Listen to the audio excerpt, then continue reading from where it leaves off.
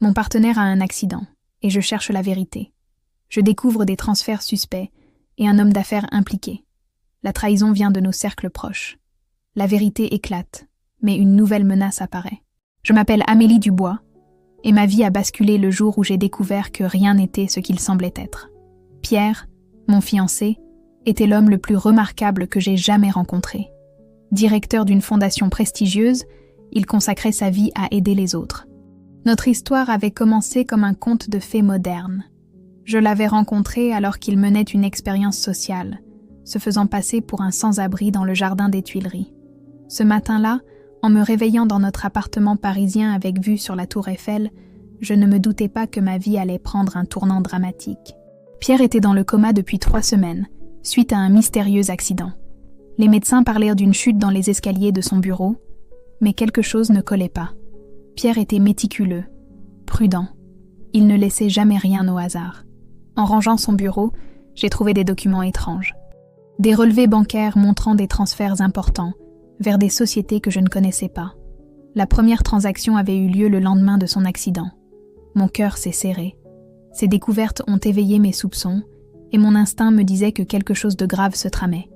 J'ai commencé à fouiller plus profondément dans ces affaires, découvrant des liens troublants avec Victor Rousseau, un homme d'affaires qui avait tenté de saboter les projets de Pierre par le passé. Les transferts d'argent menaient tous à des entreprises liées à Rousseau. Comment était-ce possible ? Pierre m'avait parlé de cet homme comme d'un rival acharné, pas comme d'un partenaire commercial. Ma meilleure amie, Sophie Lambert, travaillait comme comptable dans la fondation de Pierre. Elle était la seule personne en qui j'avais une confiance absolue. Je lui ai montré mes découvertes, espérant qu'elle pourrait m'aider à comprendre. Sa réaction m'a surprise. Elle est devenue pâle, ses mains ont tremblé en examinant les documents. « Amélie » m'a-t-elle dit d'une voix étrange. « Il y a des choses que tu ignores sur Pierre, sur sa fondation, sur tout. » Ces mots ont déclenché en moi une tempête d'émotions. Sophie avait toujours été ma confidente, mon roc. Mais à cet instant, quelque chose dans son regard m'a fait frissonner. Elle savait des choses qu'elle ne m'avait jamais dites. Les jours suivants, j'ai continué mes recherches en secret. J'ai découvert une société fantôme, créée récemment, qui émettait de faux documents au nom de Pierre. Le plus troublant, cette société était enregistrée au nom du neveu de Rousseau. Les pièces du puzzle commençaient à s'assembler, formant une image que je n'étais pas sûre de vouloir voir. Un soir, alors que je travaillais tard dans le bureau de Pierre à la fondation, j'ai reçu un email anonyme. Les mots qui s'affichaient sur mon écran m'ont glacé le sang. « Vous creusez trop profond, mademoiselle Dubois. Certaines vérités devraient rester enterrées. » Cette menace n'a fait que renforcer ma détermination. J'ai commencé à noter chaque détail, chaque incohérence. Les horaires de Pierre le jour de l'accident ne correspondaient pas aux rapports officiels. Des signatures sur certains documents semblaient avoir été falsifiées. Et surtout, l'argent continuait de quitter les comptes de Pierre, comme si quelqu'un d'autre en avait le contrôle. Sophie est devenue de plus en plus distante, évitant mes appels et mes questions. Son comportement ne faisait qu'alimenter mes soupçons. Elle, qui connaissait tous les secrets financiers de la fondation, comment pouvait-elle ignorer ces transactions suspectes ? Un matin, en arrivant à la fondation, j'ai trouvé une enveloppe sur mon bureau. À l'intérieur, une photo de Pierre et Rousseau, datant d'il y a plusieurs années. Ils se serrèrent la main, souriant comme de vieux amis. Au dos de la photo, une note manuscrite. Les apparences sont trompeuses, n'est-ce pas ? Cette découverte a marqué le début de ma quête pour la vérité. Une quête qui allait révéler des secrets enfouis, des trahisons inimaginables, et mettre à l'épreuve tout ce en quoi je croyais. L'accident de Pierre n'en était peut-être pas un, et les personnes en qui j'avais le plus confiance cachaient peut-être les plus grands secrets. La confrontation avec Sophie était devenue inévitable. Je l'ai attendue ce soir-là dans son bureau, l'épreuve étalée sur sa table. Quand elle est entrée et a vu les documents, son visage s'est décomposé. Ce n'était plus la Sophie que je connaissais depuis l'université, mais une étrangère aux yeux fuyants. « Je suppose que tu veux des explications ?» a-t-elle dit en s'asseyant lourdement dans son fauteuil. Sa voix tremblait légèrement, trahissant sa nervosité. « Des explications ? Sophie, je veux la vérité. Toute la vérité. » J'ai poussé vers elle les relevés bancaires. « Ces transferts, ces documents falsifiés, ton comportement étrange, tout est lié, n'est-ce pas ? Elle a pris une profonde inspiration, comme si elle portait un poids immense. Amélie, ce que tu as découvert n'est que la partie émergée de l'iceberg. Victor Rousseau n'est pas qu'un simple rival de Pierre. Leur histoire est bien plus complexe. Au fil de ces révélations, mon monde s'est effondré petit à petit. Sophie m'a raconté comment Rousseau avait méthodiquement planifié sa vengeance contre Pierre. Les transferts d'argent n'étaient aucune partie d'un plan plus vaste, visant à prendre le contrôle de la fondation. Mais pourquoi maintenant ? Pourquoi après l'accident ? Ai-je demandé, ma voix trahissant mon désarroi. Sophie a détourné le regard. L'accident n'était pas un accident, Amélie. C'était une mise en scène parfaitement orchestrée. Rousseau avait besoin que Pierre soit temporairement indisposé pour mettre son plan à exécution. Mon cœur s'est arrêté. Tu étais au courant ? Depuis le début ? Son silence a été plus éloquent que n'importe quelle réponse. Les larmes aux yeux, elle a sorti de son tiroir un dossier que je n'avais jamais vu. Il y a quelque chose que tu dois voir. Le testament de Pierre a été modifié pendant son coma. Rousseau est désormais l'unique héritier de la fondation. J'ai feuilleté le document, mes mains tremblant de rage et d'incrédulité. Les signatures semblaient authentiques, mais je connaissais suffisamment Pierre pour savoir qu'il n'aurait jamais fait une chose pareille. Comment as-tu pu, Sophie ? Je te faisais confiance. Tu ne comprends pas, Amélie. Rousseau ne m'a pas laissé le choix. Il détient des informations qui pourraient détruire ma vie, ma carrière. Et ce n'est pas tout. Sa voix s'est brisée. À cet instant, la porte du bureau s'est ouverte brusquement. Victor Rousseau est entré, accompagné de 2 hommes en costume. Son sourire suffisant m'a donné la nausée. « Mademoiselle Dubois, quelle charmante surprise !» a-t-il dit d'une voix doucereuse. « Je vois que Sophie vous a mise au courant de nos petits arrangements. » Je me suis levée, le défiant du regard. « Vos arrangements ? Vous voulez dire votre tentative de vol ? De manipulation ?» Rousseau a ri, un son froid et calculateur. « Vol ? Non, ma chère. Disons plutôt une redistribution équitable. Pierre m'a volé quelque chose il y a longtemps. Je ne fais que récupérer ce qui me revient de droit. » Pierre ne vous a rien volé. Il a construit cette fondation à partir de rien. C'est ce qu'il vous a fait croire ? Rousseau s'est approché, menaçant. Demandez-lui donc l'origine de son capital initial. Demandez-lui ce qui s'est réellement passé avec ma sœur Claire il y a 15 ans. Ce nom a résonné dans ma tête. Claire. Pierre ne m'avait jamais parlé d'une Claire. Sophie s'est levée brusquement. Victor, ce n'était pas dans notre accord. Amélie ne devait pas être impliquée. Les plans changent, ma chère Sophie. Mademoiselle Dubois en sait trop maintenant. J'ai saisi mon téléphone, prête à appeler la police, mais l'un des hommes de Rousseau l'a arraché de mes mains. Vous ne comprenez pas dans quoi vous vous êtes engagé ? A continué Rousseau.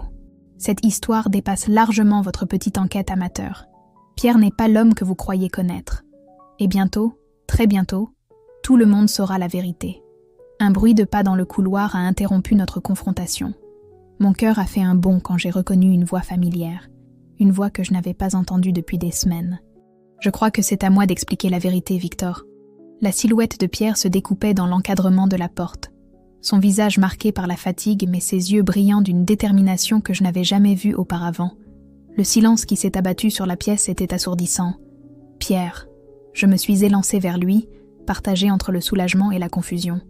Il m'a serré brièvement dans ses bras avant de faire face à Rousseau. « Tu es sorti de l'hôpital plus tôt que prévu, mon vieil ami, » a dit Rousseau, son ton moqueur trahissant sa nervosité. Pierre a balayé la pièce du regard, s'arrêtant sur Sophie qui semblait vouloir disparaître. « Je pense qu'il est temps de mettre fin à cette mascarade, Victor. 15 ans, c'est bien assez long pour un jeu aussi malsain. » J'ai regardé Pierre, cherchant des réponses dans ses yeux. De quoi parle-t-il ? Qui est Claire ? Pierre a pris une profonde inspiration. Claire était la sœur de Victor et mon premier amour. Elle n'est plus de ce monde aujourd'hui. Sa voix était lourde de chagrin. Victor m'a toujours tenu responsable de sa disparition. Rousseau a bondi, le visage déformé par la rage. Responsable ? Tu l'as détruite.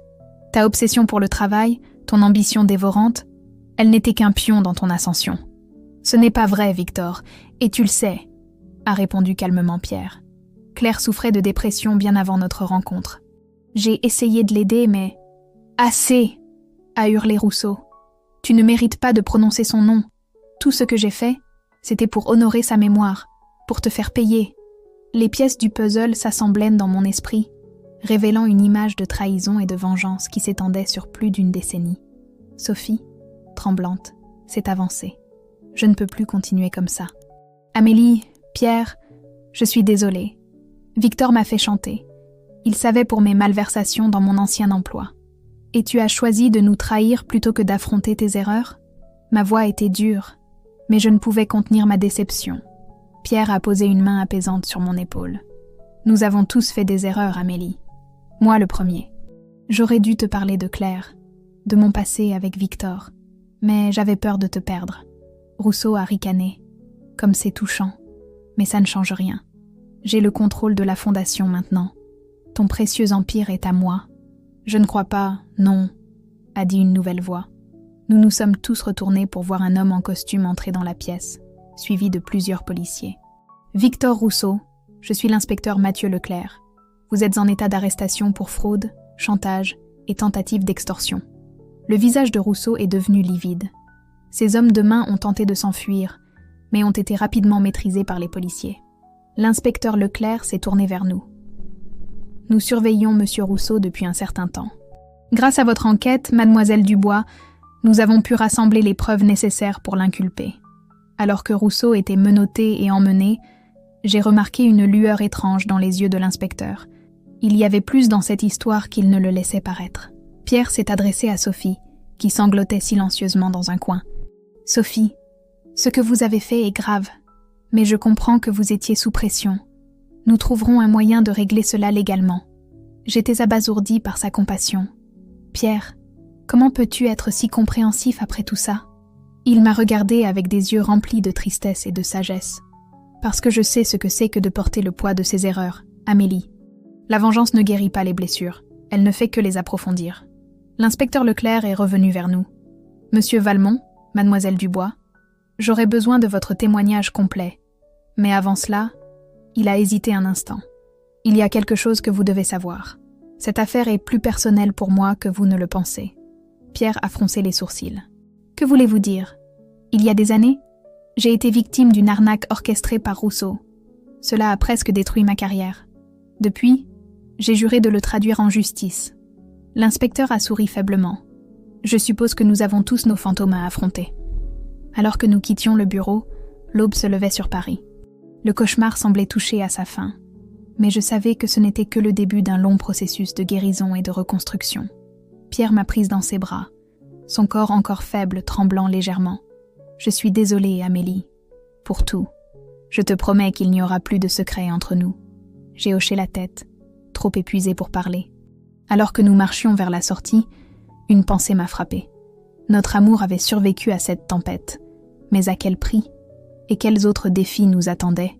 Les jours qui ont suivi l'arrestation de Rousseau ont été un tourbillon d'interrogatoires, de déclarations à la presse et de réunions de crise à la Fondation. Pierre, encore affaibli par son séjour à l'hôpital, luttait pour maintenir le contrôle de l'organisation qu'il avait bâtie. Un matin, alors que nous prenions le petit déjeuner sur notre balcon avec vue sur la Seine, Pierre a soupiré profondément. « Amélie, il y a encore des choses que tu dois savoir. Des choses sur mon passé, sur la création de la Fondation. » J'ai posé ma tasse de café, me préparant mentalement. « Je t'écoute, Pierre. La vérité, c'est que l'argent initial pour la Fondation, il venait en partie de la famille de Claire. Il a évité mon regard. Quand elle a disparu, sa famille m'a accusée. Victor était convaincu que j'avais manipulé Claire pour avoir accès à leur fortune. Mon cœur s'est serré. Est-ce que c'était vrai? Pierre a secoué la tête vigoureusement. Non, j'aimais Claire sincèrement. Mais j'étais jeune, ambitieux. J'ai utilisé l'argent pour créer quelque chose de bien, pour honorer sa mémoire. Mais aux yeux de Victor, c'était un vol pur et simple. J'ai pris sa main dans la mienne. Pourquoi ne m'as-tu jamais parlé de tout ça? J'avais honte, Amélie. Honte de mes erreurs de jeunesse. Honte de ne pas avoir pu sauver Claire. Et puis, quand je t'ai rencontré, il a souri faiblement. Tu étais comme une nouvelle chance, un nouveau départ. Je ne voulais pas que le passé gâche ça. Notre conversation a été interrompue par la sonnerie de mon téléphone. C'était l'inspecteur Leclerc. « Mademoiselle Dubois, pouvez-vous venir au commissariat? Nous avons du nouveau concernant l'affaire Rousseau. » Au commissariat, l'inspecteur nous a accueillis avec un air grave. Nous avons découvert que Rousseau avait des complices au sein même de la Fondation. Des personnes qui lui fournissaient des informations confidentielles depuis des années. Pierre a pâli. Qui ? Leclerc a sorti un dossier. Plusieurs employés de longue date, dont votre assistant personnel, M. Valmont. Cette révélation a été comme un coup de poing. L'assistant de Pierre, Marc Lambert, travaillait avec lui depuis le début de la Fondation. C'était aussi le frère de Sophie. Ce n'est pas possible, a murmuré Pierre. J'ai bien peur que si, a continué Leclerc. Marc Lambert était le lien principal entre Rousseau et la Fondation. Il a facilité de nombreuses transactions frauduleuses et a même aidé à la falsification de documents. J'ai senti la colère monter en moi. Et Sophie ? Elle était au courant pour son frère ? Leclerc a hésité. Nous pensons que oui. C'est probablement la raison pour laquelle elle a été si facilement manipulée par Rousseau. Il menaçait non seulement de révéler ses propres erreurs, mais aussi celles de son frère. Pierre s'est levé brusquement. Je dois retourner à la Fondation immédiatement. Si Marc est toujours là-bas, nous avons déjà envoyé une équipe, a rassuré Leclerc. Mais il semblerait que M. Lambert ait pris la fuite hier soir. En sortant du commissariat, nous avons été assaillis par une horde de journalistes. Les flashs des appareils photos nous ont aveuglés, les questions fusant de toutes parts. Monsieur Valmont, est-il vrai que votre fondation est impliquée dans un scandale financier ? Mademoiselle Dubois, comment vous sentez-vous face aux révélations sur le passé de votre fiancé ? Que répondez-vous aux accusations de détournement de fonds ? Pierre m'a attiré contre lui, nous frayant un chemin à travers la foule. Une fois dans la voiture, il a explosé. Comment ont-ils su ? Qui a parlé à la presse ? J'ai posé une main sur son bras. Pierre, calme-toi. Nous allons traverser cette tempête ensemble. Il m'a regardé, les yeux brillants de larmes contenues. Amélie, je suis désolée de t'avoir entraînée là-dedans. Tu mérites tellement mieux. Ne dis pas ça, ai-je répondu fermement. Je t'aime, Pierre. Avec ton passé, tes erreurs, tout. Nous allons affronter ça ensemble. En arrivant à la Fondation, nous avons trouvé le bâtiment en effervescence. Les employés chuchotaient dans les couloirs, les regards se tournant vers nous avec un mélange de curiosité et d'appréhension. Dans le bureau de Pierre, nous avons trouvé Élise, la directrice des opérations, qui nous attendait avec un air sombre. Pierre, Amélie, nous avons un problème. Les donateurs commencent à se retirer. Les projets en cours sont menacés. Pierre s'est effondré dans son fauteuil. Tout ce que j'ai construit, tout est en train de s'écrouler. J'ai serré sa main. Non, ce n'est pas fini. Nous allons nous battre, Pierre. Pour la Fondation, pour les personnes que tu aides, pour nous. À cet instant, mon téléphone a vibré. Un message d'un numéro inconnu. La vérité sur Claire n'a pas encore été révélée. Rendez-vous ce soir, 22h, au Pont des Arts. Venez seul. J'ai regardé Pierre, déchiré entre le désir de lui montrer le message et la peur de ce que cette nouvelle révélation pourrait signifier. Alors que je m'apprêtais à parler, une pensée m'a traversé l'esprit. Et si c'était un piège ? La nuit était tombée sur Paris, enveloppant la ville dans un voile de mystère. Je me tenais sur le Pont des Arts, le cœur battant la chamade, scrutant chaque ombre à la recherche de mon mystérieux correspondant. J'avais choisi de ne rien dire à Pierre, une décision qui me pesait lourdement. Soudain, une silhouette émergea de l'obscurité. Une femme d'une 50aine d'années, élégante, aux yeux d'un bleu perçant qui me rappelait étrangement ceux de Claire sur les photos que j'avais vues. Amélie Dubois. Sa voix était douce mais ferme. Je suis Elisabeth Rousseau, la mère de Claire et Victor. Mon souffle s'est coupé. Madame Rousseau, Elle a levé une main pour m'interrompre. Je sais que vous cherchez la vérité. Sur Claire, sur Pierre, sur toute cette histoire. Je peux vous la donner, mais êtes-vous prête à l'entendre ? J'ai acquiescé, la gorge nouée. Claire n'est pas morte, a-t-elle lâché, me laissant sans voix. Elle a simulé sa disparition il y a 15 ans, avec l'aide de Victor. Quoi ?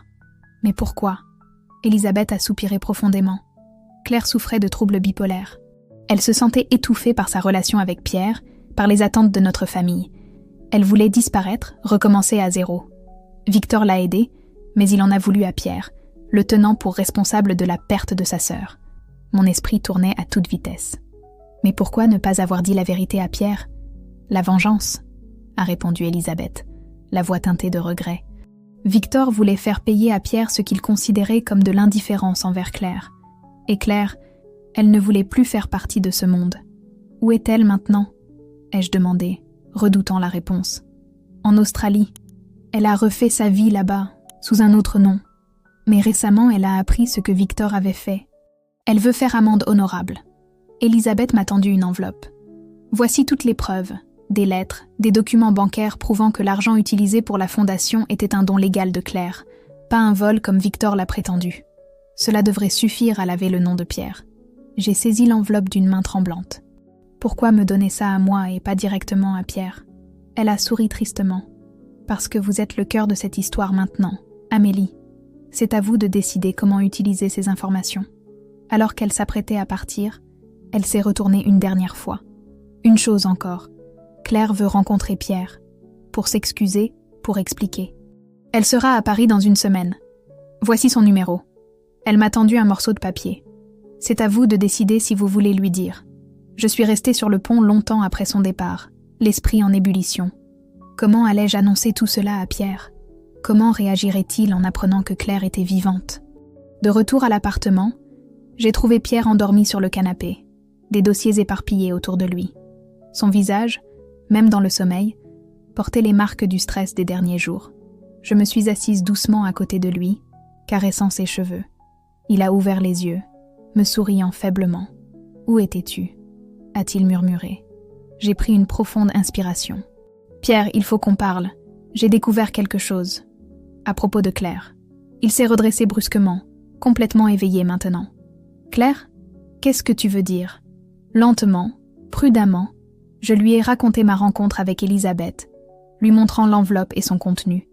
Pierre est resté silencieux pendant que je parlais, son visage passant par une myriade d'émotions, choc, incrédulité, colère, et finalement, un mélange de soulagement et de douleur. « Elle est vivante », a-t-il finalement murmuré. Tout ce temps, elle était vivante. « Oui », ai-je répondu doucement, « et elle veut te voir. » Pierre s'est levé, marchant jusqu'à la fenêtre. « Je ne sais pas si je peux, Amélie. Après tout ce temps, toute cette douleur. » Je me suis approchée de lui, posant une main sur son épaule. « Tu n'as pas à décider maintenant. Mais Pierre, ces documents, ils prouvent ton innocence. Nous pouvons sauver la fondation. » Il s'est tourné vers moi, les yeux brillants de larmes. « Comment peux-tu être si forte, si compréhensive après tout ça ?» J'ai souri, essuyant une larme sur sa joue. « Parce que je t'aime, Pierre, et que je crois en toi, en nous. » Soudain, mon téléphone a sonné. C'était l'inspecteur Leclerc. « Mademoiselle Dubois, nous avons un problème. Marc Lambert a été vu à l'aéroport. Il essaie de quitter le pays. » Pierre a saisi le téléphone. « Inspecteur, c'est Pierre Valmont. J'ai de nouvelles informations cruciales pour l'affaire. Nous devons nous voir immédiatement. » Alors que nous nous précipitions hors de l'appartement, je ne pouvais m'empêcher de penser que nous étions à un tournant. Les révélations de cette nuit allaient tout changer. Mais étions-nous prêts pour les conséquences ? L'aube pointait à peine quand nous sommes arrivés au commissariat. L'inspecteur Leclerc nous attendait, les traits tirés par une nuit blanche. « Monsieur Valmont, Mademoiselle Dubois », nous a-t-il salué. Nous n'avons que peu de temps. Marc Lambert est sur le point d'embarquer pour Dubaï. Pierre a posé l'enveloppe sur le bureau. « Inspecteur, voici des preuves qui vont changer toute l'affaire. » Pendant que Leclerc examinait les documents, j'ai observé le visage de Pierre. Il était calme, mais je pouvais voir la tempête qui faisait rage derrière ses yeux. « C'est incroyable », a murmuré Leclerc. « Cela change tout. Mais comment avez-vous obtenu ces informations ?» J'ai pris une profonde inspiration. La mère de Claire et Victor Rousseau me les a données. Claire est vivante, inspecteur. Le choc sur le visage de Leclerc était palpable. Vivante ? Mais cela signifie que toute l'enquête a été basée sur un mensonge, a terminé Pierre. Victor a orchestré tout cela par vengeance, en utilisant la disparition de sa sœur comme prétexte. Leclerc s'est levé brusquement. « Je dois immédiatement informer mes supérieurs. Cela pourrait non seulement innocenter M. Valmont, mais aussi aggraver considérablement les charges contre Rousseau. » Alors que l'inspecteur quittait la pièce, j'ai saisi la main de Pierre. « Ça va aller ?» Il a hoché la tête lentement. « Je ne sais pas, Amélie. Je suis soulagée que la vérité éclate enfin, mais savoir que Claire est vivante, qu'elle a choisi de disparaître. » Nos réflexions ont été interrompues par le retour précipité de Leclerc. « Nous avons un problème. Marc Lambert a réussi à embarquer. L'avion a décollé il y a 10 minutes. » Pierre s'est levé d'un bond. « Non !» Il ne peut pas s'échapper, pas maintenant. Nous avons déjà contacté Interpol, a rassuré Leclerc. Lambert sera arrêté à son arrivée à Dubé. Soudain, mon téléphone a vibré. Un message de Sophie. Je sais que Marc s'est enfui. Je veux me rendre et tout avouer. Retrouvez-moi au siège de la Fondation dans 1 heure. J'ai montré le message à Pierre et Leclerc. L'inspecteur a froncé les sourcils. Cela pourrait être un piège. Ou notre chance d'obtenir toutes les réponses, a répliqué Pierre. Nous devons y aller. 1 heure plus tard, nous étions dans le hall de la Fondation. Sophie nous attendait, l'air hagard et épuisé. « Je suis désolée », a-t-elle murmuré dès qu'elle nous a vus. « Je suis tellement désolée pour tout. » Pierre s'est approché d'elle, son visage un mélange de compassion et de détermination. « Sophie, nous avons besoin de toute la vérité. Maintenant. » Elle a acquiescé, les larmes aux yeux. « Tout a commencé il y a 15 ans. Marc travaillait déjà pour vous, Pierre. Il était amoureux de Claire. Cette révélation nous a tous pris par surprise. » Sophie a continué. « Quand Claire a décidé de disparaître, Marc l'a aidée. Il pensait qu'elle reviendrait vers lui, mais elle ne l'a jamais fait. Victor a découvert son implication et l'a fait chanter pendant toutes ces années. »« Et vous ?» ai-je demandé doucement. Sophie a baissé les yeux. « Je l'ai découvert il y a quelques années. Victor m'a menacé de tout révéler si je ne coopérais pas. J'avais peur pour mon frère, pour ma carrière. » Pierre a secoué la tête, incrédule. Toutes ces années, tant de vies brisées pour des mensonges et des malentendus. L'inspecteur Leclerc, qui était resté silencieux jusque-là, s'est avancé. « Mademoiselle Lambert, je vais devoir vous demander de m'accompagner au poste pour faire une déposition officielle. » Alors que Sophie était emmenée, Pierre s'est tourné vers moi, l'air complètement épuisé. « Que fait-on maintenant, Amélie ?» J'ai serré sa main dans la mienne. « Maintenant, on répare, on reconstruit, et... » J'ai hésité un instant. « On décide si tu veux rencontrer Claire. » Pierre a fermé les yeux, prenant une profonde inspiration. « Je pense que je le dois, pour obtenir des réponses, pour avancer. Mais j'ai peur, Amélie. Peur de ce que cette rencontre pourrait réveiller en moi. » J'ai posé ma main sur sa joue. « Je serai là, Pierre, et... quoi qu'il arrive, nous traverserons cela ensemble. » Soudain, les portes de l'ascenseur se sont ouvertes, révélant une foule de journalistes. Les flashs ont commencé à crépiter, les questions fusant de toutes parts. « Monsieur Valmont, est-il vrai que Claire Rousseau est vivante ? Mademoiselle Dubois, comment vous sentez-vous face à ces révélations ? Que va devenir la Fondation maintenant ?» Pierre m'a regardé, un mélange de détermination et de vulnérabilité dans les yeux. « Il est temps d'affronter la musique, n'est-ce pas ?» J'ai hoché la tête, serrant sa main plus fort. « Ensemble !» Alors que nous nous avancions vers les journalistes, je ne pouvais m'empêcher de penser que ce n'était que le début d'une nouvelle bataille. La vérité était enfin révélée, mais ses conséquences allèrent se faire sentir pendant longtemps encore. La semaine qui suivit fut un tourbillon médiatique. L'histoire de Claire, la manipulation de Victor, les révélations de Sophie, tout était devenu public. Pierre et moi nous retrouvions constamment sous les projecteurs, jonglant entre interviews, communiqués de presse et réunions de crise à la Fondation. C'était un matin pluvieux quand Pierre reçut l'appel que nous attendions tous les deux avec un mélange d'anticipation et d'appréhension. « C'était Claire », dit-il en raccrochant, le visage pâle. « Elle est à Paris. Elle veut nous rencontrer cet après-midi. » J'ai pris sa main dans la mienne. « Tu es prêt pour ça ?» Il a secoué la tête. « Je ne sais pas si on peut être prêt pour quelque chose comme ça, Amélie. Mais je sais que je dois le faire. Pour avancer. Pour nous. » Quelques heures plus tard, nous étions assis dans un café discret du Marais. Mon cœur battait la chamade lorsque la porte s'est ouverte, révélant une femme que je reconnus immédiatement des photos que j'avais vues. Claire. Elle s'est approchée lentement, ses yeux passant de Pierre à moi. « Pierre », a-t-elle dit doucement. « Amélie, merci d'avoir accepté de me voir. » Pierre s'est levé, son visage un masque d'émotions contradictoires. Pendant un long moment, personne n'a parlé. Puis, à ma grande surprise, Pierre a fait un pas en avant et a serré Claire dans ses bras. « Je suis content que tu sois en vie », murmura-t-il. Claire s'est effondrée dans ses bras, en larmes. « Je suis tellement désolée, Pierre, pour tout. » Lorsqu'ils se sont séparés, Claire s'est tournée vers moi. « Amélie, je ne sais pas quoi dire. Merci d'avoir pris soin de Pierre, d'avoir cru en lui quand tout semblait contre lui. » J'ai hoché la tête, incapable de parler. Nous nous sommes assis, Et Claire a commencé à raconter son histoire. « J'étais perdue, à l'époque », expliqua-t-elle. Ma maladie, la pression de la famille, l'intensité de ma relation avec Pierre, tout semblait m'étouffer. Disparaître semblait être la seule issue. Pierre l'écoutait attentivement, son visage un mélange de douleur et de compréhension. « Pourquoi ne m'as-tu rien dit ?» Claire a baissé les yeux. « J'avais peur que tu essaies de m'en empêcher. Et je pensais que ce serait plus facile pour toi si tu me croyais morte. » « Plus facile ?» La voix de Pierre tremblait. « Claire, j'ai porté le poids de ta mort pendant 15 ans.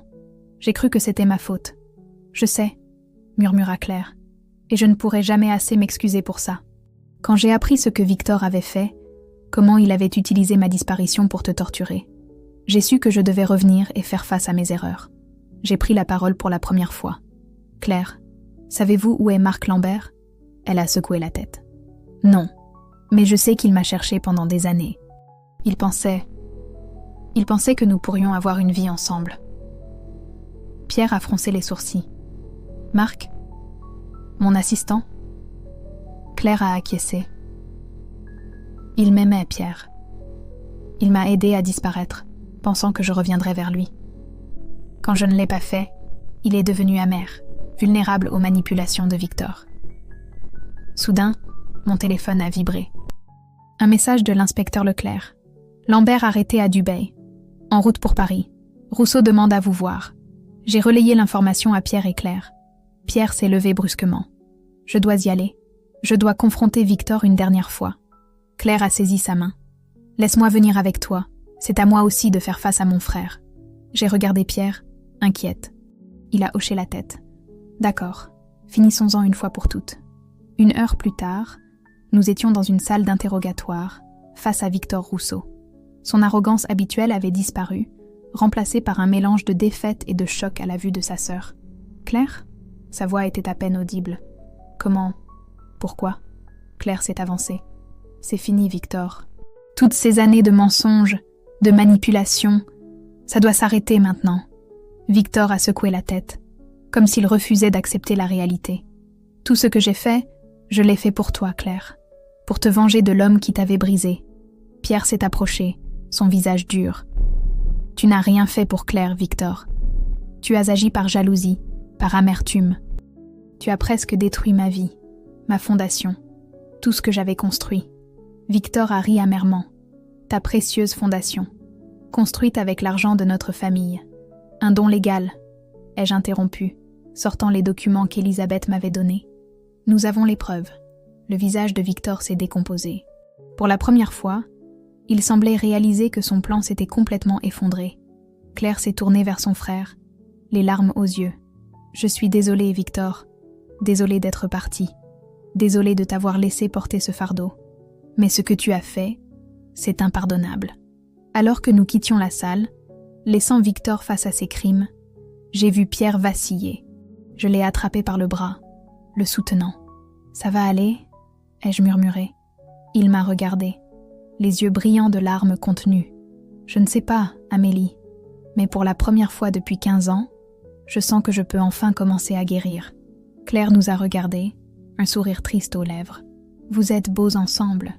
Pierre, je suis heureuse que tu aies trouvé quelqu'un qui te comprend, qui te soutient. » Pierre a pris ma main dans la sienne, la serrant fort. « Amélie est ma force, Claire. Sans elle, je n'aurais jamais survécu à tout ça. » Alors que nous sortions du commissariat, une horde de journalistes nous attendait. Les flashs ont crépité, les questions fusant de toutes parts. Mais cette fois, Pierre semblait prêt. Il s'est tourné vers moi, puis vers Claire, avant de faire face aux caméras. « Il est temps de dire toute la vérité, » a-t-il dit. « Il est temps de tourner la page. » Tandis que Pierre commençait à parler aux journalistes, je ne pouvais m'empêcher de penser que c'était un nouveau chapitre qui s'ouvrait. Pour Pierre, pour la Fondation, pour nous. Mais les défis étaient loin d'être terminés. Comment allions-nous reconstruire après tout cela ? Comment Pierre allait-il gérer le retour de Claire dans sa vie ? Et surtout, notre amour serait-il assez fort pour surmonter les séquelles de cette épreuve ? 1 an s'est écoulé depuis les révélations qui ont bouleversé nos vies. Le parc des Buttes-Chaumont était baigné dans la douce lumière du soleil couchant, ses allées parsemées de pétales de cerisier. C'était ici, sur ce même banc, que Pierre m'avait demandé en mariage 6 mois plus tôt. Je l'observais maintenant, debout près du lac, en grande conversation avec Claire. Leur relation avait évolué au fil des mois, passant de l'amertume et de la culpabilité à une amitié prudente, puis à une compréhension mutuelle. Claire avait joué un rôle crucial dans la reconstruction de la fondation, utilisant ses contacts en Australie pour établir de nouveaux partenariats. « À quoi penses-tu » La voix de Pierre me tira de mes réflexions. Il s'assit à côté de moi, prenant ma main dans la sienne. « À tout ce qui s'est passé cette année, » répondis-je. « C'est incroyable de voir à quel point les choses ont changé. » Pierre acquiesça, son regard se perdant dans l'horizon. Il y a eu des moments où je pensais que tout était fini. La fondation, ma réputation, nous. Je serrai sa main. Mais nous avons survécu. Nous sommes plus forts maintenant. Il se tourna vers moi, ses yeux brillants d'émotion. Grâce à toi, Amélie. Tu as été mon roc, ma boussole dans cette tempête. Claire s'approcha de nous, un sourire aux lèvres. Je ne vous dérange pas ? Pas du tout, répondis-je en lui faisant signe de s'asseoir. Je voulais vous dire au revoir avant de repartir, dit-elle. L'Australie m'appelle. Pierre fronça les sourcils. Tu es sûre de ne pas vouloir rester plus longtemps ? Claire secoua la tête. C'est mieux ainsi. J'ai une vie là-bas maintenant, des responsabilités. Et puis, ajouta-t-elle avec un clin d'œil, je ne veux pas gâcher votre lune de miel. Nous rîmes tous les trois, la tension des derniers mois s'évaporant dans l'air du soir. Comment va Victor ? Demandai-je doucement. Le visage de Claire s'assombrit légèrement. Il commence une thérapie en prison. C'est un long chemin, mais je veux croire qu'il peut changer. Pierre hocha la tête. Et Marc ? Il a accepté de témoigner contre les complices de Victor en échange d'une peine réduite, répondit Claire. Sophie m'a dit qu'il exprime des remords sincères. Un silence confortable s'installa entre nous, chacun perdu dans ses pensées. Vous savez, dit finalement Claire, malgré toute la douleur et les erreurs, je suis heureuse que la vérité ait éclaté. Ça nous a tous libérés d'une certaine façon. Pierre acquiesça. Ça nous a donné une seconde chance. À tous. Je regardais l'homme que j'allais épouser, sentant mon cœur déborder d'amour et de gratitude. Une seconde chance que nous ne gâcherons pas. Claire se leva, nous enlaçant tour à tour. Prenez soin l'un de l'autre. Et n'oubliez pas de m'envoyer des photos du mariage. Nous la regardâmes s'éloigner, emportant avec elle un chapitre de notre histoire. Prête pour le prochain chapitre ? Demanda Pierre en se tournant vers moi. Je souris, posant ma tête sur son épaule. Plus que jamais. Le lendemain matin, le parc était transformé. Des rangées de chaises blanches faisaient mate face à une arche fleurie, le lac scintillant en arrière-plan. Nos amis et notre famille étaient rassemblés, leurs visages rayonnants de joie. Alors que je remontais l'allée au bras de mon père, mes yeux ne quittaient pas Pierre. Il se tenait là, beau dans son costume, ses yeux brillants d'amour et de promesses. L'officiant commença la cérémonie, mais j'entendais à peine ses mots. Tout ce que je voyais, c'était Pierre. « Amélie », commença-t-il ses vœux, sa voix légèrement tremblante. « Tu es entrée dans ma vie comme un rayon de soleil après une longue nuit. Tu m'as vue au plus bas. Tu as affronté mes démons avec moi. Et malgré tout, tu es restée. Tu m'as montré ce qu'était le vrai courage, le vrai amour. Je te promets de t'aimer chaque jour comme si c'était le premier et le dernier. De te soutenir dans tes rêves, de te réconforter dans tes peines. Tu es mon ancre, mon phare, mon foyer. » Les larmes coulaient librement sur mes joues, alors que je commençais mes propres vœux. « Pierre, notre histoire n'a pas été un conte de fées classique. Nous avons traversé des tempêtes que peu auraient pu imaginer. Mais chaque épreuve n'a fait que renforcer mon amour pour toi. Tu m'as appris la force de la vérité, la beauté du pardon et le pouvoir de l'amour inconditionnel. Je te promets d'être toujours à tes côtés, dans les moments de joie comme dans les moments de doute, de croire en toi, en nous, quoi qu'il arrive. Tu es mon partenaire, mon meilleur ami, mon âme sœur. Lorsque nous avons échangé nos alliances et que l'officiant nous a déclarés mari et femme, le parc a explosé en applaudissements. Plus tard, pendant la réception, alors que nous dansions sous les étoiles, Pierre m'a murmuré à l'oreille « Tu sais, il y a 1 an, je pensais avoir tout perdu. Maintenant, je réalise que j'ai tout gagné. Grâce à toi. » J'ai levé les yeux vers lui, mon cœur débordant d'amour. Nous l'avons gagné ensemble, Pierre. Et ce n'est que le début. Alors que la musique continuait de jouer et que nos invités dansaient autour de nous, Je ne pouvais m'empêcher de penser à tout ce que nous avions traversé. Les mensonges, les trahisons, les révélations, tout cela nous avait menés à ce moment. Notre histoire n'était pas parfaite, loin de là, mais elle était la nôtre. Et tandis que nous nous embrassions sous le ciel étoilé de Paris, je savais que quels que soient les défis que l'avenir nous réserverait, nous les affronterions ensemble. Car notre amour, forgé dans l'adversité et renforcé par la vérité, était indestructible.